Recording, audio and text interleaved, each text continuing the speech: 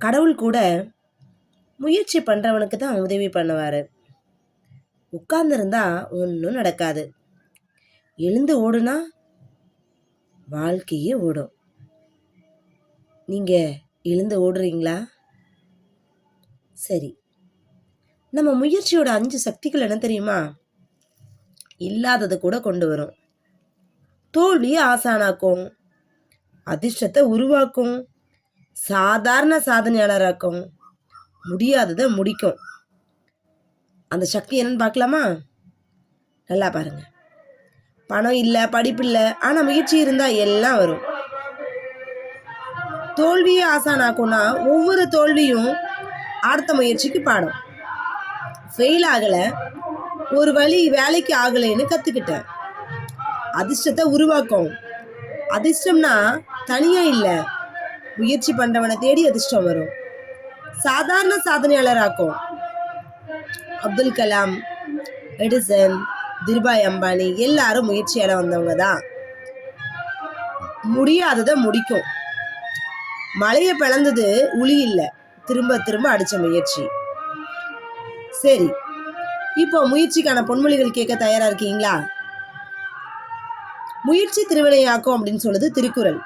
விழுந்துட்டு எழுந்திருக்காம இருக்கிறது தான் உண்மையான தோல்வி.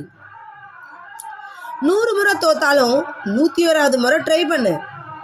முயற்சி பண்ணு, முடிவை கடவுள் பார்த்துப்பாரு. முயற்சி பண்ணு, வெற்றி வெட்கப்பட்டு உன் பக்கம் வரும். இன்னைக்கு வலிக்குது, நாளைக்கு வரலாறு. எல்லாரும் வலியை பார்த்து சோர்ந்து போய் என்னடா இது, எப்பா பாரு கஷ்டமா எனக்கு அப்படின்னு அழ ஆரம்பிச்சிருவோம். ஆனா அது கிடையாதுங்க. நல்லா கேட்டுக்கோங்க. இன்னைக்கு வலிக்கிறோம், ரொம்ப பெயினா இருக்கு, கஷ்டமா இருக்கு, அழுறோம், சிந்துறோம், கண்ணீர் வடிக்கிறோம். ஆனா பாருங்க, நாளைக்கு உங்க இந்த வலியெல்லாம் மாறி சாதனையா மாறும்போது, சே அன்னைக்கு நான் என்னடா கஷ்டப்பட்டேன், ஒண்ணுமே இல்லை, சக்சஸ் இஸ் மைன் அப்படின்னு தோணும். ஸ்டாப் பண்ணா தோல்விங்க, கண்டினியூ பண்ணாதான் வெற்றி. கஷ்டத்தை பார்த்து சோர்ந்து போய் அப்படியே நிறுத்திடக்கூடாது, தொடர்ச்சியா போய்கிட்டே இருக்கணும். சரி, ஒரு குட்டி கதை சொல்றேன். ஒருத்தன் கிணத்துல விழுந்துட்டான். தவளையெல்லாம் என்ன சொல்லிச்சு, வெளியில வர முடியாதுன்னு சொல்லிச்சு. அவன் காது கேட்காதவன், அதனால ஊக்கப்படுத்துறவங்கன்னு நினைச்சு முயற்சி பண்ணி வெளியே வந்துட்டான். நல்லா கேட்டுக்கோங்க. இதே மாதிரி ஒரு தயிர் பானைக்குள்ள 2 தவளை விழுந்துச்சு. 2 தவளையும் நல்லா நொண்டி அடிச்சது. நல்ல நெய் திரண்டு வெண்ணெய் திரண்டு அப்படி மேலே வரும்போது ஒரு தவளை குதிச்சு வந்தது. ஆனா இன்னொரு தவளை, மனச்சோர்வோட இருந்த தவளை உள்ளேயே செத்து போச்சு. இதாங்க வாழ்க்கை. கிணத்துல விழுந்தவன்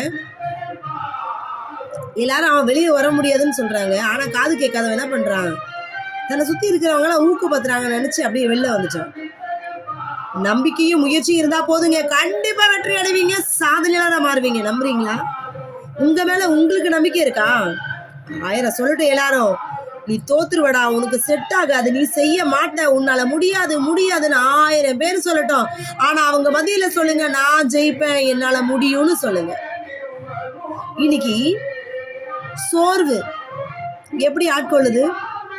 ஒரு கஷ்டம் வந்தா மனசெல்லாம் வந்து அழுத்துது. சே, எப்ப பாரு வாழ்க்கை இதுவா? நான் கேட்கிற கேள்வி இந்த இளைஞர்கள்ட்ட ஒன்னே ஒன்றுதான். படிக்கும்போது பல லட்சம், பள்ளியில பல லட்சம், கல்லூரியில பல லட்சம், ஆனா வேலையில பல லட்சங்கள் இல்லை. பலருடைய வாழ்க்கையும் கேள்விக்குறி. அப்ப பாருங்க, வேலைக்கு போவீங்களா, தொழில் செய்ய போறீங்களா, எங்க முன்னேற போறீங்க? உங்க வாழ்க்கையை மத்தவங்களுக்கு குறிக்க இடம் கொடுக்காதீங்க. நீங்க உங்க முயற்சியால வெற்றியோட செய்யுங்க. ஒரு இடத்துல நீங்க தோல்வி அடைகிறீங்க, அதுக்காக நீங்க தோற்று போக கூடாது. இன்னும் பல விதமான முயற்சி செஞ்சு எல்லாத்துலயும் வெற்றி அடையணும். வாழ்த்துக்கள்.